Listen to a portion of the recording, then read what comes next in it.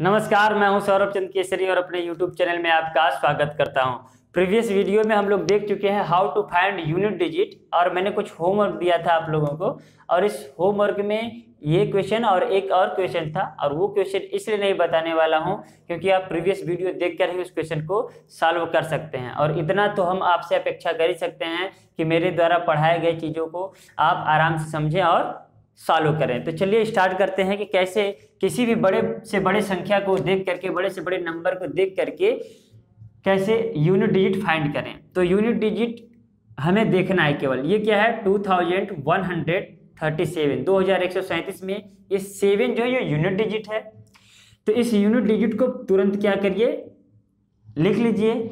अब unit digit पे power 4 लिखिए, समझ में आया।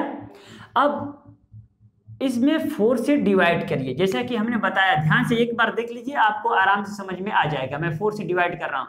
4 1 जा 4, 3 बचा, 4 8 जा 32, 3 बचा, 4 8 जा 32, 1 बचा ना। तो याद रहे दोस्तों, मैंने इस 4 को यहाँ लिखा है और ये जो आपका क्वोशिएंट बच रहा है भागफल, तो क्वोशिएंट को आप यहाँ लिख दीजिए। अब आपके पास रिमाइंडर बचा है, शेषफल बचा है, तो पुनः इस शेषफल को इसी 7 पे पावर में लिख दीजिए। इतना समझ में आया। अब देखिए, आपको कुछ नहीं करना है, आपको इससे मतलब नहीं रखना है, बस इसी का 4 बार मल्टीप्लाई कर दीजिए और इतना तो सभी को आता है, इतना सभी को आता है। अब देखिए, आपको यूनिट डिजिट से मतलब है तो यूनिट डिजिट का ही ध्यान दीजिएगा। देखिए 7 इंटू 7 इंटू 7 इंटू 7, इनका मैंने लिख दिया और 7 एक बार ये लिख दी। ठीक है, मुझे तो याद है, मैं तुरंत कर दूंगा, लेकिन मुझे सिखाना है। अब देखिएगा, ये क्या है 7 7 जा 49, तो यूनिट डिजिट कितना आया 9।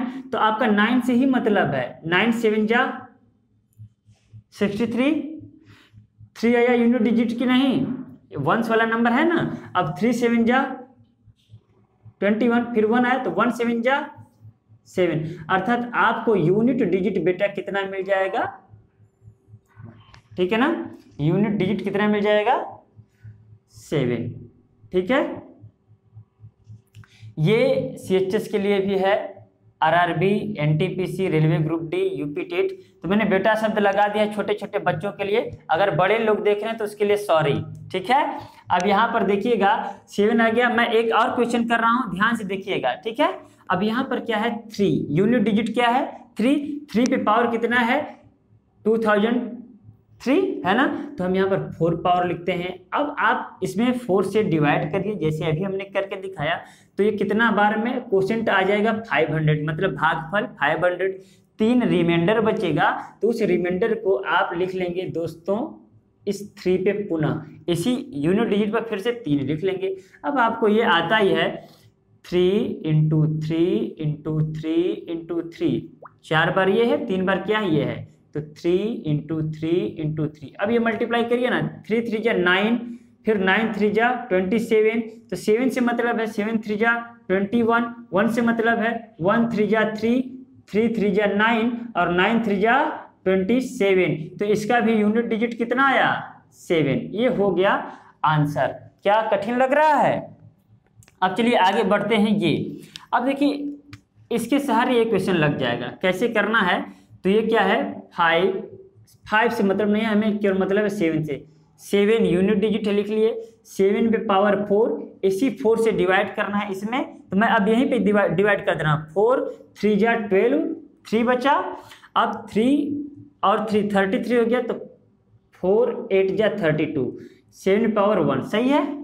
अब यहाँ पर हम क्या करते हैं, एक चीज हमने सिखाया है कि अगर 1 पे यूनिट डिजिट कितना है 1 है, तो इस 1 पे पावर चाहे जो कुछ भी आ जाए उसका चेंज होने वाला नहीं है। यहाँ पर क्या आ जाएगा, हमेशा 1 आएगा। ठीक है, कुछ भी पावर आ जाए 1 पे तो उसका यूनिट डिजिट हमेशा कितना आएगा 1 आएगा।